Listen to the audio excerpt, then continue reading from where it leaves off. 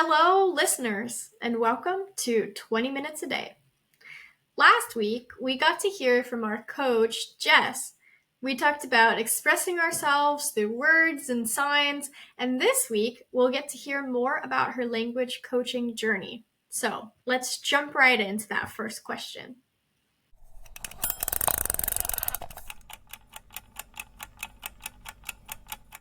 Would you just rather have a perfect memory, but only for grammar rules? So, like, really knowing all the rules by heart, right?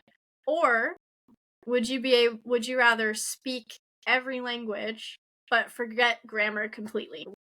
I think I would probably forget grammar completely because, again, I feel like it would just be more useful to speak. Yeah. And then if you could understand, you could figure it out a little bit more. I am also, their grammar is very important, but I think at the end of the day, just confidence and the ability to understand is a more practical, useful skill in terms of just navigating daily life, where in the professional settings, that grammar becomes more and more important. But I think for me, I would rather be able to speak it because then I could also understand it, and that would be the better tool. But I think that I would use it a lot more in like exploring or in understanding what my clients, again, I often teach children. So we are completely immersion, which is a very effective tool for learning. But sometimes I'm just like, oh, you're saying this one word like 50 times and I do not know what it means. So that would probably be a more useful skill to have. Just be able to understand a few words here and there. I think would be more helpful. But that would be what I would pick, I would think, to have that full. I think I was going to go somewhere, I don't remember. But having the full understanding. I think that would be helpful for travel and for other things. So that's what I would pick. Yeah. Sometimes I wish that I would be able to let go of grammar. My brain is always trying to figure out how something works, why something works. I'm not really good at just like rote memorization, like in terms of language memorization. I'm always like, well, why am I saying this word? What does it mean? What context does it have in the sentence? What role is it playing in the sentence? And so sometimes I find that I get stuck in my head and the language kind of gets stuck up in my brain and is not able to make it into my mouth. And that's like the huge...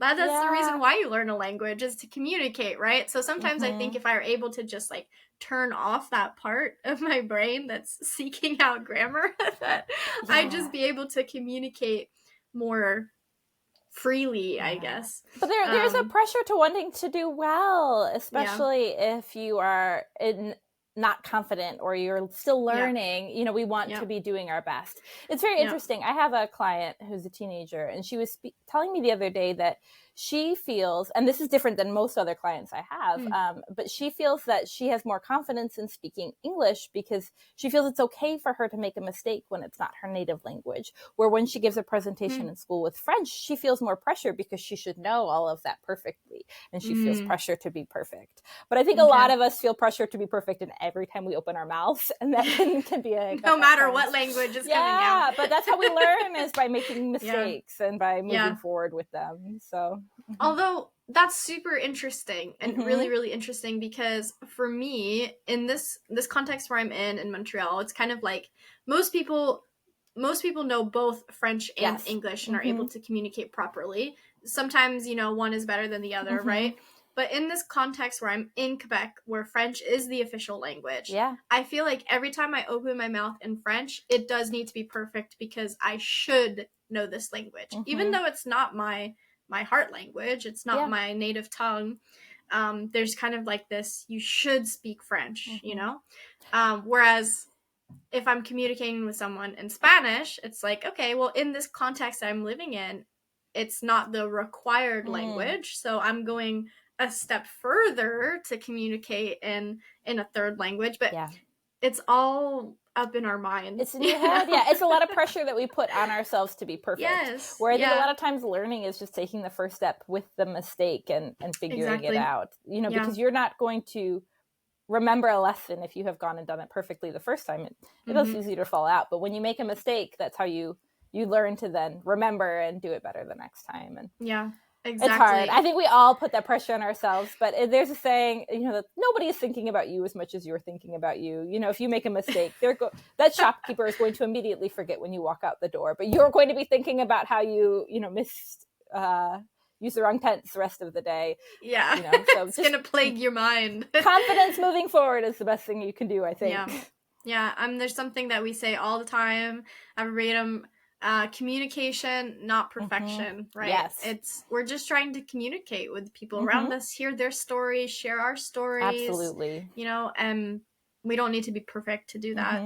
I was also thinking too, I think a lot of native speakers end up forgetting grammar anyway when they communicate, because you're not thinking about that. You're just, okay, how have I heard it before? Okay, I'm going to communicate that way. Yep. So, and I think as I've started to teach English, I've started to notice more and more how people use grammar just incorrectly with bold confidence, because it's the only language they speak, but they don't even understand it. There's a word, and again, sometimes it's like, okay, but a grammar rule and how you use it in one place might be different in the next too, which is also really hard. I think it adds that layer of pressure when you memorize it one way and you think it's one way, and then you use it in the other.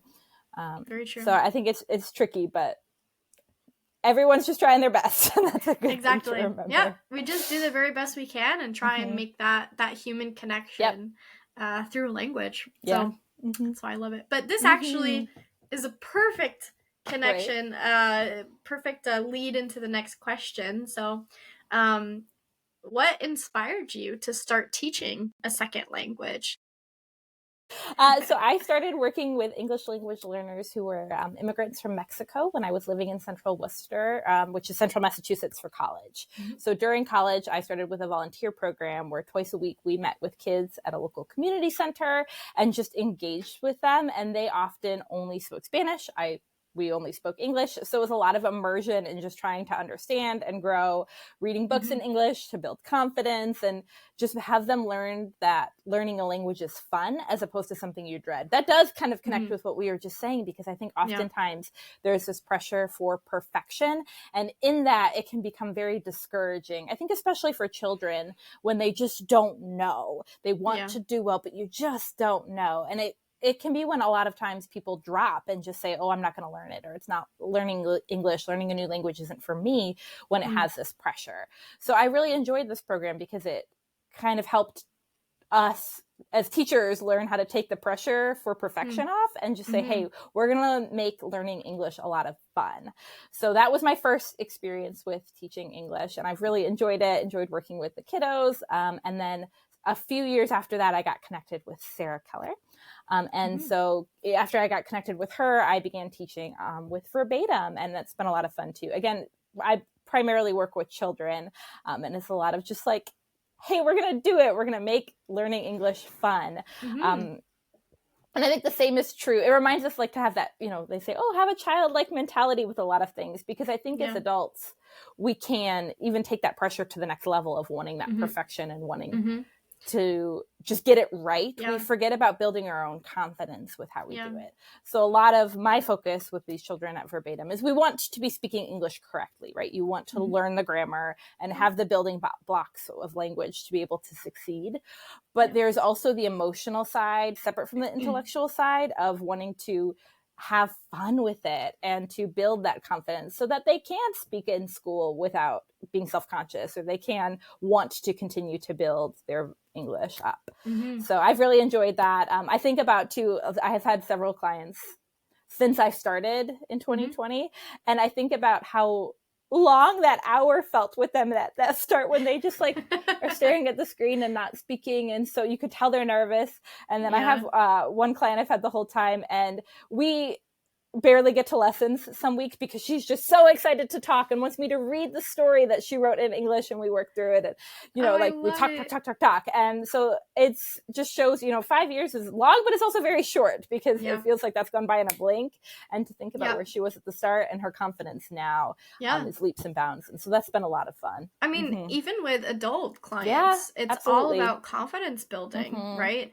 I have clients that I've seen so much growth in over the past few years, just because, for Verbatum in our courses, we've created a safe space where clients feel comfortable to make mistakes, to try and communicate, to like get your mouth used to the ways it's supposed to move, right? Yes, and the without sounds judgment. that you're going to make, right? Exactly, no judgment. And the growth is just, I don't know, I see it in leaps and bounds. It's really, really phenomenal. Yeah, that is definitely like a testament to this model of a one-on-one coach or a small group setting coach, is that it takes off the pressure of, you're not standing in front of a class and you're not reciting what you did perfection, and you're not comparing yourself to the person who presented before you. Because I remember learning Spanish in school, and it was always so discouraging when you're looking around and feeling like everyone is doing better than you, or you're just trying to memorize to get a good grade. No, this is about building a solid foundation and a solid confidence to be able to continue to improve and feel like you're really succeeding in it. And that's right, exactly. And you actually walk away with the skills to use it. I have so many people who have, the classic cliche, oh, I studied French or I studied Spanish in high school, but I don't remember anything, like, because you were just memorizing to get through it versus to build it. Exactly, because when it comes to language, it can't be taught in the same way that other subjects are taught. It's not just to pass a test, it's to be able to have the skills to communicate. Absolutely. So yeah, the way that we organize it, it just makes that a bit more effortless. Just more natural. Yeah. A safe space to build that confidence. Exactly. Well, this kind of connects to the same kind of idea that we were talking about. What do you find most rewarding about helping clients learn a language? It might be similar to the answer that you're talking before, but is there anything that just stands out to you? I think it's always very rewarding to see when like subconscious shifts are made. This is kind of a separate answer. So I feel like there are some English hiccups that I find that most clients have. So a lot is that like ed ending, like the past tense on verbs, or just different things that are easy mistakes for everyone to make. And I love when clients stop making them without realizing it. Like, as opposed to having to overthink every time they add an ed ending, that, you know what I mean, how to pronounce it. I had a client just this last week who kept saying stop it, but then she said stopped, and she didn't even really realize she made the shift. She just had that confidence, and with the practice and with sticking with it, you're not then overthinking everything that you learned and that perfect grammar every time. It just starts flowing more naturally. So I find that to be really rewarding when these little shifts are made where they're not stressing about it every time. And it's just that confidence and the more you do it, the better you get. And when we make these shifts without having to think about it every time we say it, if that makes sense, that I find that to be really rewarding. Total and sense. Exciting. Yeah. Yes. It makes total sense. Like, it seems like it's like might be just this little tiny thing that gets changed, but it makes a huge difference. Absolutely. Huge difference. And as coaches, when we see that happening naturally, we're just like, yay! Celebrate. A lot of times, like I'll even be like, you just did. You catch what you did? Yeah. You corrected it. Yay! Like celebrate the little battles, the little wins, because that's what keeps us going, keeps us motivated. A lot of times we have these big goals that we set, but if we catch the little goals and celebrate the little ones along the way.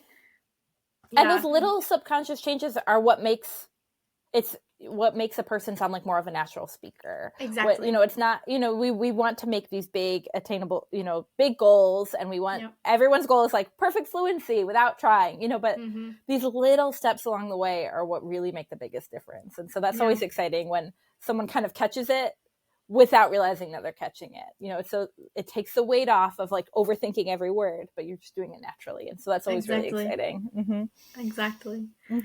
Well, amazing. This has been so great getting to know you a bit more, Jess, and introducing you to our listeners. And is there anything that you wanted to add as we end? Any last tidbits of information or anything that popped up as we were talking?